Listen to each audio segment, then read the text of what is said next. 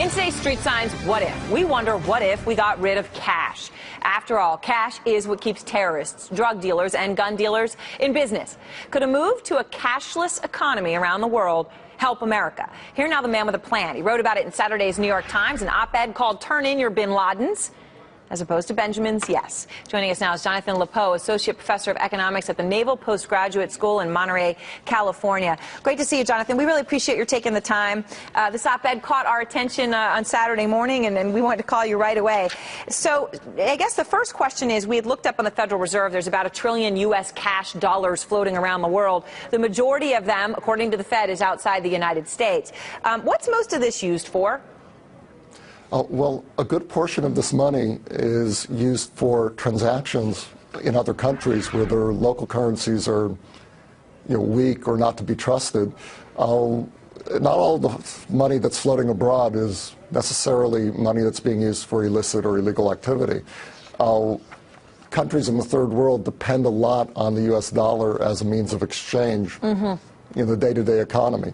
However, one can be certain that at least half of the funds involved are indeed being used for gang activity, criminal activity.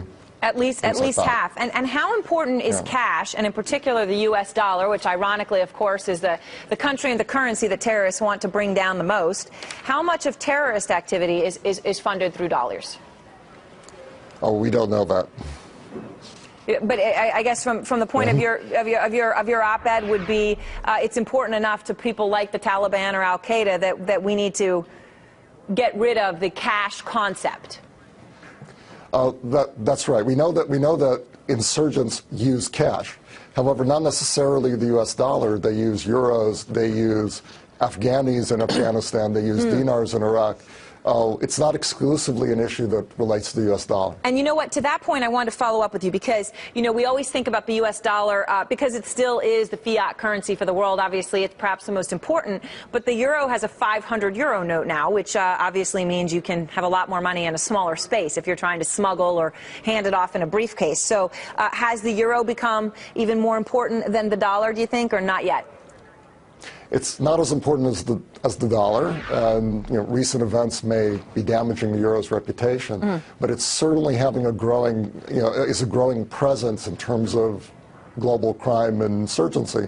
You see more and more activity with euros.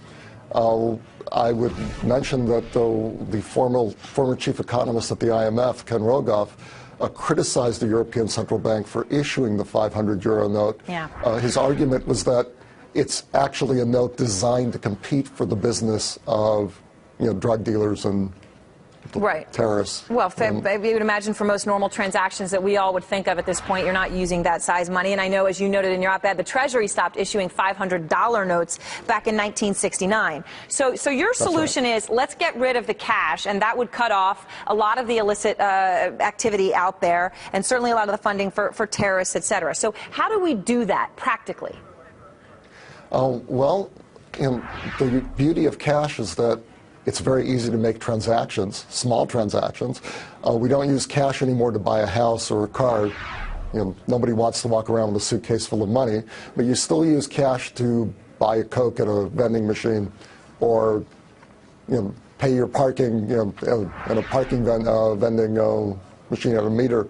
You still use cash for these things, because the cost of making a transaction like that electronically is simply too large relative to the size of the transactions involved. But we don't for things like tolls, right? I mean, so it could be done. First of all, it certainly could be done. And with tolls, you see a very powerful example of how, as technology improves, our ability to toll efficiently without using cash has gotten better. 30 or 40 years ago, toll booths were a cause of congestion, as people would back up and be fiddling with their coins. And now you just drive right through with one of these fast pass magnetic technologies. These technologies are making it possible to do these kind of transactions at smaller and smaller scale all the time. And the bottom line is, quickly before we go, if we did come up with something, I don't know whether it's linked to your fingerprint or your social security number, whatever it might be, I guess in a sense you're going a national ID card sort of way, but it would require banks, right, to agree on a language around the world, so it would work everywhere. Ideally, you would have a single standard worldwide. Those can be very difficult to arrange. No. You certainly do need to have national standards, and there are a number of countries that have moved in that direction. Singapore, was an early adopter of these kind of technologies, has been working towards a national standard that would allow them to completely eliminate cash. Well, there are John, a few other countries. And I know there's countries like South Africa, which we would encourage everyone to go to the New York Times website and read Jonathan's op-ed, Turn in Your Bin Ladens. And in the meantime, everyone, let us know what you think. Do you think we should get rid of cash? And would you be willing to do it if it meant you had some sort of a national biometric or ID card? Email us, let us know. Streetsigns@cnbc.com. And Jonathan, thanks again. Thank you very much.